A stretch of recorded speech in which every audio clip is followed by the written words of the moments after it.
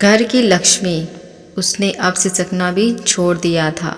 इसी दरिंदगी के चलते एक दिन माया का पति उसे अपने मायके से 50,000 रुपये लाने के लिए पीटने लगा। उसके सास ससुर कह रहे थे, इस कलमुई को तब तक पीटते रहो जब तक ये रुपए लाने के लिए हाँ ना कह दे। ठीक उसी समय माया की नंद वहां आ गई और ये निर्मम दृश्य देखकर तलक स्वर में बोली, भैया भाभी ने ऐसा क्या कर दिया जो इसे पशुओं की तरह पीट रहे हो।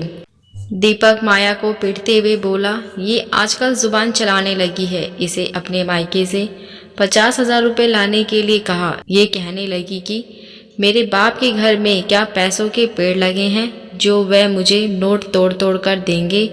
तभी दीपक माया को छोड़ अपनी बहन की ओर आंचल से देखते हुए बोला, अरे तू इसे छोड़ और ये बता तू अचानक कैसे चली आई। यह सुनकर माया ने एक पल के लिए सोचा और फिर बोली, भाई तेरे जीजा जी ने मुझे भी मार पीट कर रुपए लाने के लिए घर से निकाल दिया। इतना सुनते ही दीपक दांत पीसते हुए बोला, मेरी बहन पर हाथ उठाने वाले को मैं कच्चा चबा जाऊंगा। चल तू मेरे साथ, अभी वापस चल। यह सुनते ही अंजू बोली, भैया जब मेरी बहन की बारी आई तो तुम्हें कितनी पीड़ा हुई। आपने यह कभी नहीं सोचा भाभी भी किसी की बहन बेटी है, इनकी यह दशा देखकर क्या खून नहीं खौलेगा।